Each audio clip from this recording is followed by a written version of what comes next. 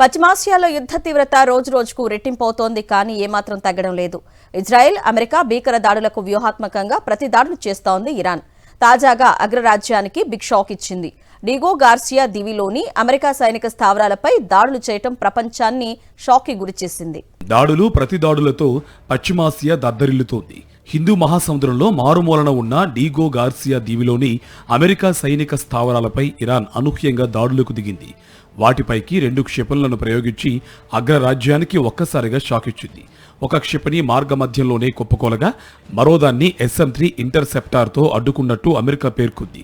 తమ క్షిపణుల గరిష్ట సామర్థ్యం 2000 కిలోమీటర్ల మాత్రమేనని ఇరాన్ ఇప్పటిదాకా చెబుతూ వచ్చింది. అలాంటిది తన భూభాగానికి ఏకంగా 4000 కిలోమీటర్ల దూరంలో ఉన్న డిగో దీవిపైకి క్షిపణులు ప్రయోగించగలగడం తీవ్ర కలకలం రేపింది.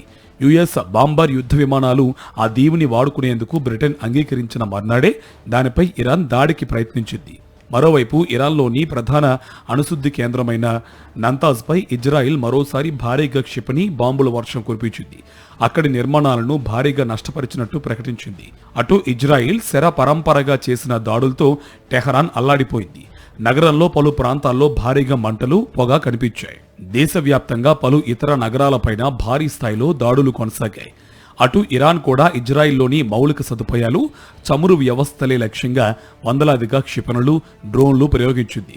దాంతో ఇజ్రాయిల్లోని టెల్ అవీవ్, జెరూసలేంతో పాటు పలు నగరాల్లో భారీగా జనం బంకర్లకేసి పరుగులు తీశారు. ఇరాన్ అధ్యక్షుడు పిజెష్కియాన్కు భారత ప్రధాని మోదీ ఫోన్ చేశారు. పశ్చిమాసియాలో ఉద్రిక్త పరిస్థితుల నేపథ్యంలో ఇద్దరు నేతలు ప్రస్తుత భద్రతా పరిణామాలపై సుదీర్ఘంగా చర్చించారు. యుద్ధం తర్వాత మోదీ ఇరాన్ అధ్యక్షుడితో మాట్లాడడం ఇది రెండోసారి. ఈ సందర్భంగా ఇరాన్లోని మౌలిక సదుపాయాలపై జరిగిన దాడులను మోదీ ఖండించారు. ప్రాంతీయ శాంతి, స్థిరత్వం కోసం చర్చలే మార్గమని స్పష్టం చేశారు. ఉద్రిక్తతలు మరింత పెరగకుండా అన్ని పక్షాలు నియంత్రణ పాటించాలని పిలుపునిచ్చారు మోదీ. హర్మూజ్ జలసంధిని తెరవాలని ఇరాన్కు 22 దేశాలు విజ్ఞప్తి చేశాయి. చమురు క్షేత్రాలు, వాణిజ్య నౌకలపై ఇరాన్ చేస్తున్న దాడులను ఖండించాయి. ఈ చర్యల వల్ల అన్ని దేశాలపైన దుష్ప్రభావం పడుతోందని ఆందోళన వ్యక్తం చేశాయి. ఈ మేరకు 22 దేశాలు కలిసి సంయుక్త ప్రకటన విడుదల చేశాయి.